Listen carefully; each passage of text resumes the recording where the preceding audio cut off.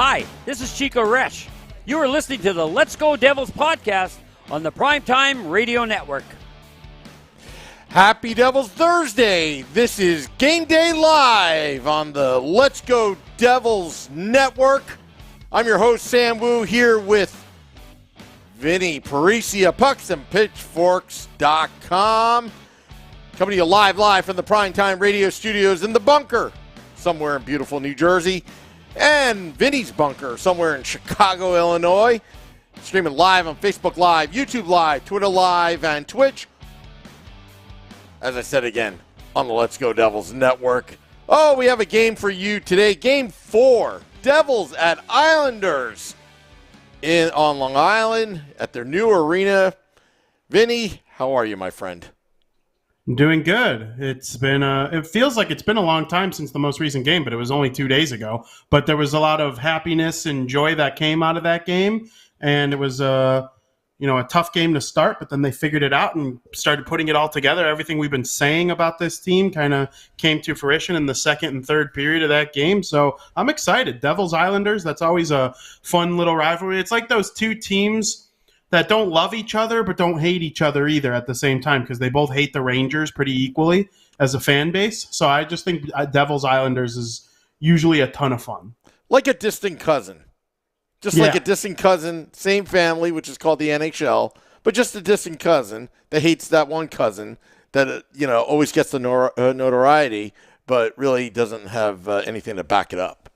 Would you agree? Yeah, 100%. And part of me does wish the Islanders got at least one there at the end of, they were so close in the bubble, and then the year later, back-to-back Game 7s in the conference final. It wasn't impacting the Devils at all. I think it'd be funny if the Islanders were the more recent out of the Rangers and Devils, or not Devils, obviously, Rangers and Islanders to get one, but, it is what it is. Yeah, I was cheering for Lou because just what's happened with the New Jersey Devils in the last 10 years, it's like, okay, you kind of, and they'll never admit it, but they kind of forced out Lou. His time was done with the New Jersey Devils after Harrison Blitzer bought the team. Didn't like how that went. Didn't like how Marty Brodeur left to St. Louis either in 2015. But it was inevitable. People say that. Okay, fine. Lou goes to Toronto, has success there, brought structure to an organization that just fell apart. The pressure of Toronto, the number one media market in Canada, and then going to the Islanders, having playoff success. Didn't win the Cup, but I'll tell you what, right now, I could sure go for a couple playoff series wins somewhere down the line in the last 10 years, and you let this guy go, okay, I'm over it now, but it just makes for interesting hockey knowing that he's literally in the Devils' backyard. Yeah, I completely agree. This Toronto Maple Leafs team that exists today is largely still got Lou Lamoriello's fingerprints all over it. It was a shoo-in to draft Austin Matthews. I think anybody with 5 minutes of hockey knowledge would have made that decision. But, the Mitch Marners and the Nylanders and developing some of these guys, even if some of those guys came before them, they still developed under him. And, certain situations where they made big trades for a guy like Freddie Anderson who helped them make deep playoff runs. It's kind of an overrated joke when we make fun of the Leafs for not winning in the playoffs, because every team they lose to in the first round ends up going to win the Cup or losing in the Stanley Cup final. It's always a team that's just a tick better than them. That doesn't take away from how good they are. And then he brought it over to the New York Islanders too. And I don't love what the Islanders have done in the last 6 to 7 months. It does seem like they're just trying to be as old as they possibly can. Zach Parise, Kyle Palmieri, Zdeno Chara, a bunch of guys who just Andy Green, later in their prime, guys that Lou had connections with at one point or another, seem to be rolling over there these days. I'm not too sure, but there's no doubt the success that he's had with both Toronto and New York since leaving the Devils. Yeah, and you know what? Moving forward, I think the Devils are in much better shape for the future. But we've been talking about the future for a long time right now. The Devils need to see, the fans need to see some results. So last game, first period, almost a disaster. It was just just a disaster. Going down 2-0, something that's supposed to be a game that's supposed to be with urgency. I wouldn't really blame Mac Black on some of the breakdowns in front of him, but it would have been nice he made the save, but I wouldn't blame him on that. But 4 unanswered goals, starting with Palat, that's why you pay the guy $6 million a year for the next 5 years. Scoring that goal, then the captain, but before that, Brendan Smith mucking it up, re-energizing the team, getting that momentum forward, tie game. Then Devils scored 2, put 2 more in, and then 4-2 victory over the Ducks. I'm not going to give pat the Devils on the back, but you know what? That's a start. That's just a start. 2 periods start, and plus the second period they played pretty well in. Yeah. They played, in my opinion, I've been saying all along, like, you keep playing like that, eventually you got to produce goals. Like, goals have to come from these nice chances that you keep creating, and you're out shooting everyone basically as much as you possibly can. They outshot the Red Wings 39-22, like it was a couple shots away from literally being a 2-to-1 ratio, and you lose the game 5-2. It's like, eventually, if these goals start going in the net and you get better goaltending, I said they both have to regress to the mean in a positive way. That would mean the Devils winning games. That's kind of what happened against Anaheim, and it didn't look like it was going to in the first period. Listen, Jakob Silfverberg has had some monster seasons in his NHL career, but last year he had 5 goals. You let a guy who had 5 goals last year score 2 in 1 period, and neither of them were particularly good looks for Mackenzie Blackwood. He locked in from there. He made a couple big saves. There was one, I want to say, well, there was the Henrique chance that went through his legs, and then he got the back of his leg on it and ended up hitting the post. Like, he made some big saves when they were down 2-0 that would have made it 3-0. If he doesn't do that and you go down 3-0, I don't know if I see the Devils scoring 4 goals in that game in the end. Momentum is a big thing in the game of hockey, and you never know how it shakes out. So everything worked out. The save percentage it came up from that game, and then some of the scoring chances ended up in the back of the net. You saw a guy like Jack Hughes make a big play to send Ryan Graves in alone. It wasn't really alone like a breakaway, but he got a clear shot to the net. The goalie made the save, and Andre Palat was there to bury the rebound. That's how you score most goals in the NHL. Very few are Jack Hughes dangling around the zone and then finding a 6 shot that sees its way through. Like, those come sometimes, sure, but 90% of the goals you're going to score have to be where you work down low, and that was proof in this game. The Heischer goal was him being in the right place at the right time, using his brain. Dawson Mercer, same thing, right place, right time, found a good shot, buried it just under the bar. Dougie Hamilton finding a nice pass from Jesper Bratt backdoor. All these things aren't necessarily like the most pretty thing in the world. The pass by Bratt was pretty, but, big plays. In like Jack Hughes got 2 assists by doing the small things. He didn't make this disgusting looking elite player type of pass that led to those points. He can make those, but that's not the 2 points he got. It was the sick play to lead Graves in alone for Palat to bury a rebound, and then keeping the puck in the zone and finding Sharon Govich on the other side of the net. Like, just simple stuff like that. It can lead to offense. You got to do what you got to do to get the goals, and you keep doing that, you'll win games. Yeah, and I just want to let everybody know, YouTube Live and Facebook Live, we see your comments. We'll get to that momentarily. But also, I said this on Devils After Dark on Tuesday night that Eric Holla getting the penalty, goalie interference penalty by driving to the net. Devils driving to the net, even though you get a penalty. You know what? I want them to keep on doing that. Because they need to get inside, that high danger area. We call it the no fun zone. If you are there defensively, you got to get inside. You got to get in front of that goalie's face and be a distraction or be a disturbance or cause chaos in front of that net, because that's how goals come. I mean, we talk about ugly goals. I don't think they're ugly goals. I think those are goals that are well earned when you make the goalie have to work to see around you. And the Devils need to continue to do that, because the first 2 games, Vinny, they were doing some nice passes around the perimeter. But if you can't get inside, It's just kind of like in basketball. If you don't get in the paint, you can't set up the outside shot, the 3-pointers. So it's the same thing in hockey in some respect, that if you can establish position inside, you could do a lot in the offensive zone.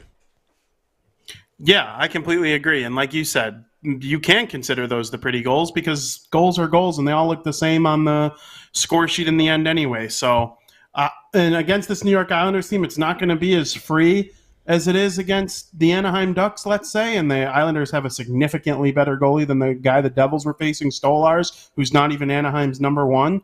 But, you know, they found ways to beat Chesterkin in the preseason. We've seen them, you know, do stuff like that against good goalies. They even beat Chesterkin in the regular season last year, and he's a tick better than Sorokin. So, you know, you just got to keep bearing these chances, or at least getting these chances and seeing what happens. I'm expecting Jack Hughes and Nico Hischier to lead the way always. They each had 2 points in the last game. It's nice when Jesper Bratt contributes points, Dougie Hamilton joining on defense.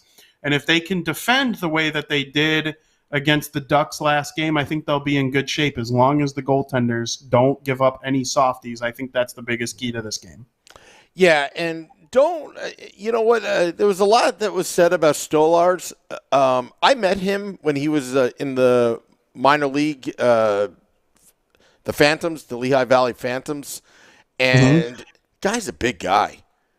I mean, you know, you can say what you want about his skill level or whatever. I think he's pretty good, but he's a really big guy. And the Devils beat a decent goaltender that has a lot of size and still relatively young and can move well. So, you know, he may be the backup, but at the same time, he's not a bad goaltender.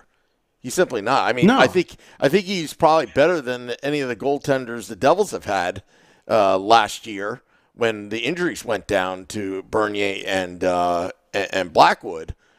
But he may not be number one, but he's definitely a capable backup.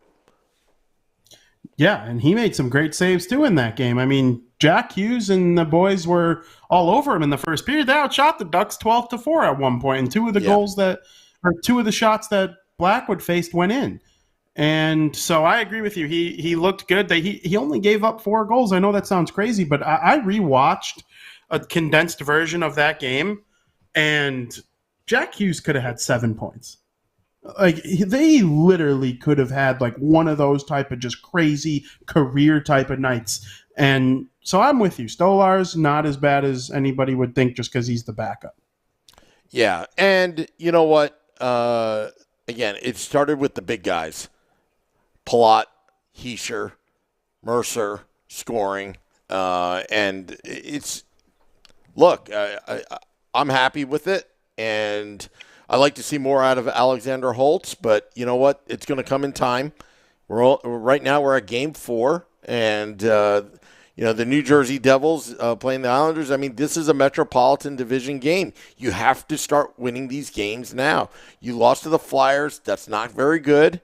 But then again, the Flyers have surprised people. They have surprised people, and you know what? They're getting off to an early start. They're doing what a John Tortorella team is supposed to do. You're supposed to be the most well-conditioned on the ice. You must be ready, regardless of talent, and you must play with some grit, and you better show the coach that you want it.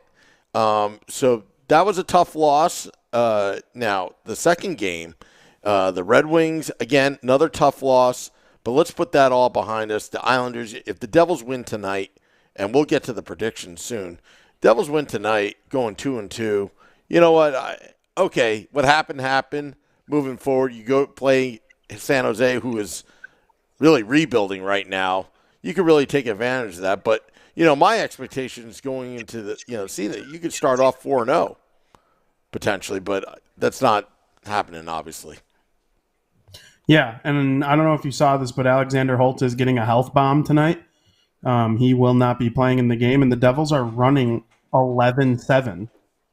In this game, which is kind of unusual. They're not using Zetterlund, Boquist, or Holtz. They're going to use 11 forwards, and then Kevin Ball is going to make his season debut as a 7th defenseman.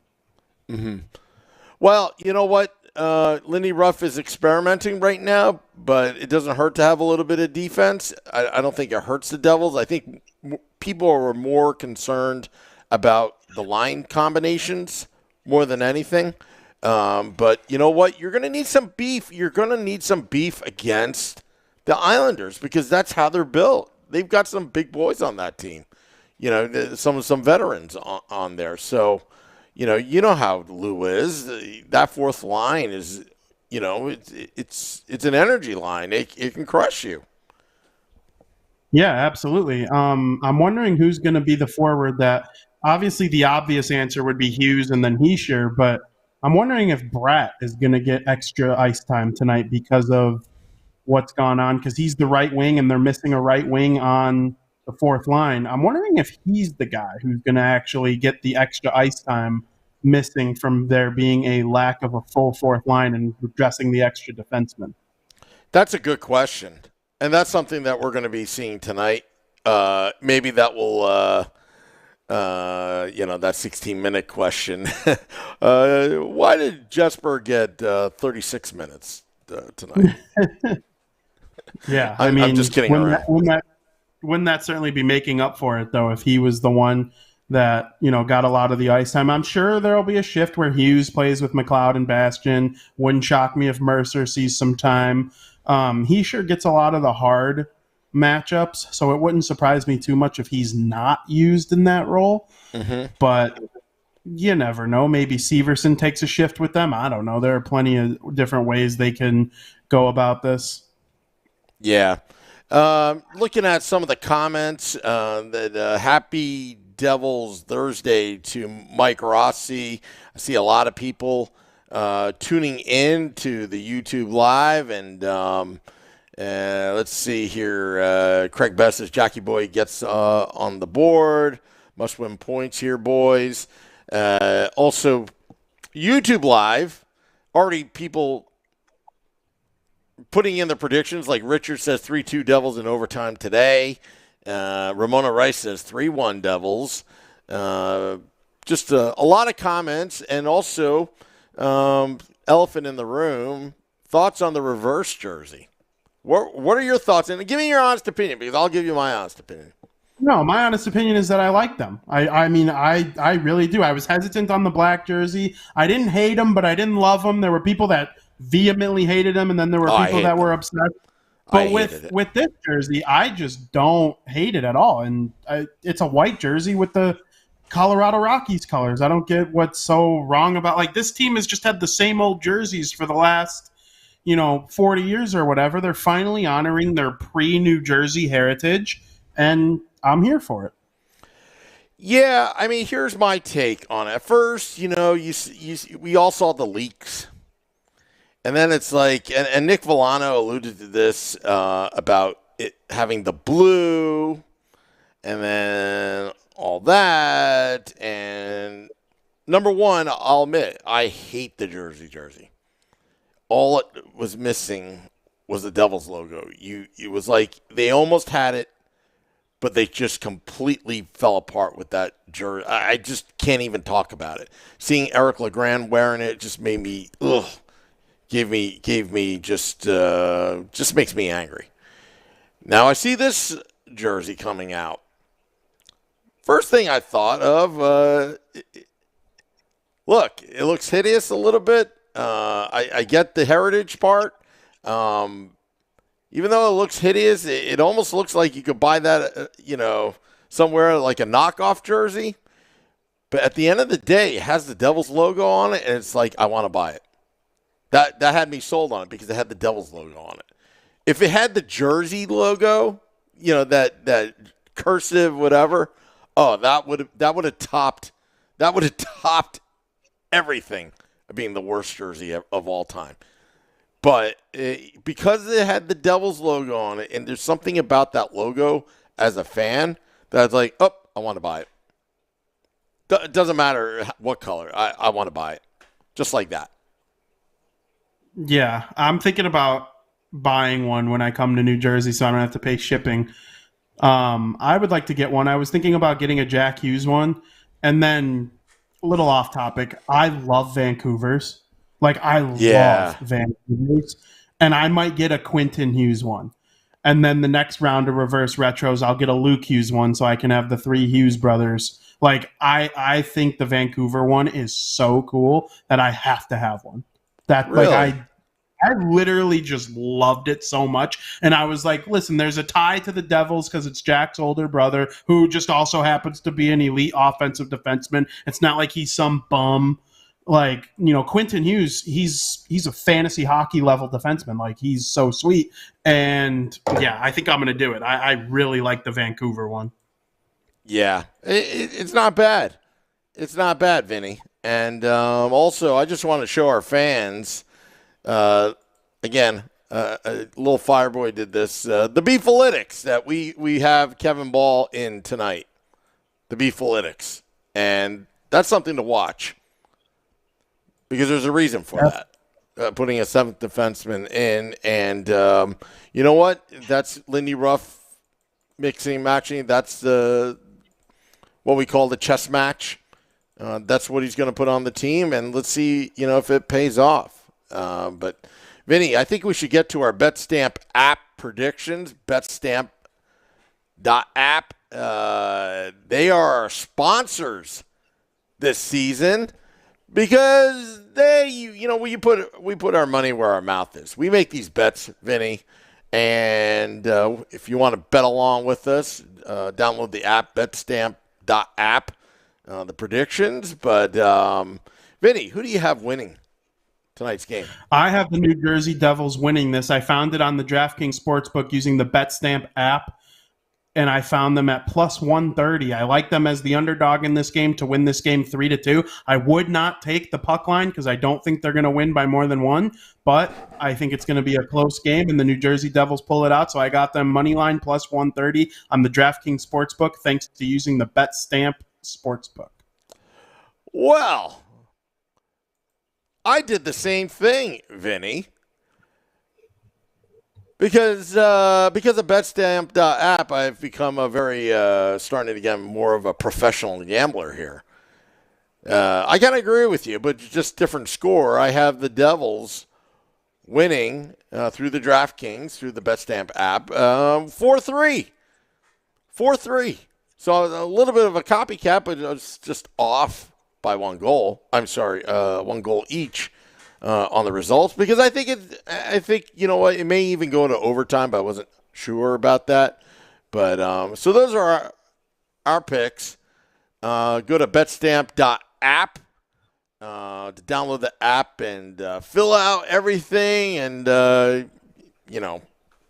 21 or older, whatever your jurisdiction allows. BetStamp.app. Tony P saying we need Uncle Steve to save the Devils. I don't think Uncle Steven is a New Jersey Devils fan, but I would love to have his money so we can save the New Jersey Devils, Vinny.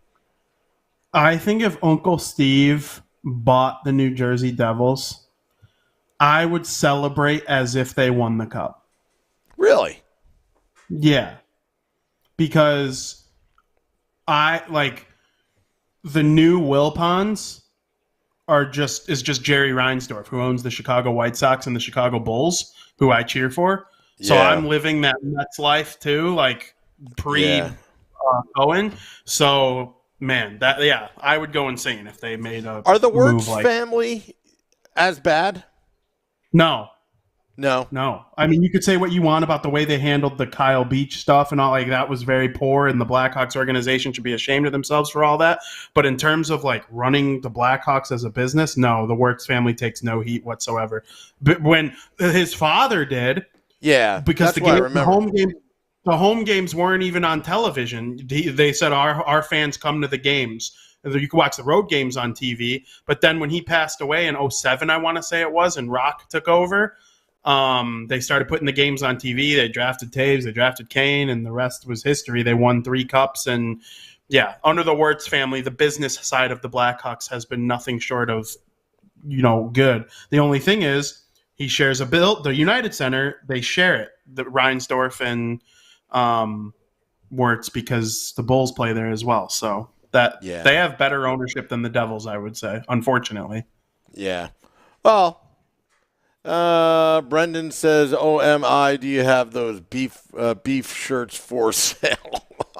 Shorts guy also has to get in on it. It's like, Shorts guy, where are you? You're our official T-shirt guy. But that was a cool T-shirt that OMI goodness brought to the and it was actually kind of I wouldn't say it went viral on social media, but a lot of people liked it on social media when we put it out there.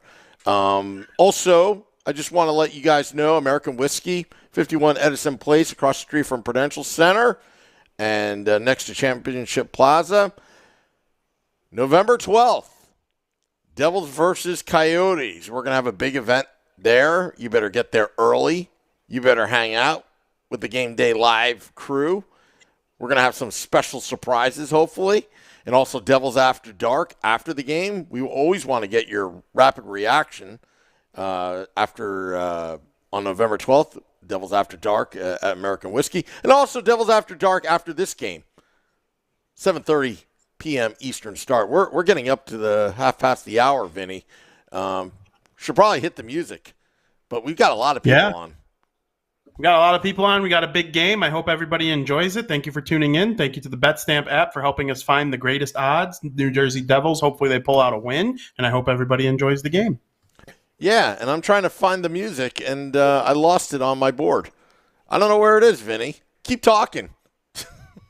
Well, Sam, that sounds like something that needs to be addressed while you find the music, and I just keep rambling on, thinking about ways to keep talking while you find the music. I'm starting to hear the music. It's starting to make me think about a New Jersey Devils victory, and hopefully we come into the next Game Day Live as a NHL 500 squad ready to take on the San Jose Sharks. Anthony LaPena says, that's a win for the Devils. Coyotes are dumpster diving this season. Why do you think we picked that game? It should be a guarantee, but you never know. They just beat the Leafs, though. Any team can beat any team. Yeah, that's true. Oh, boy. Well, thank you, all those watching. Devils After Dark after the game. Enjoy the game, everybody. This is Game Day Live. Till next time, let's go, Devils.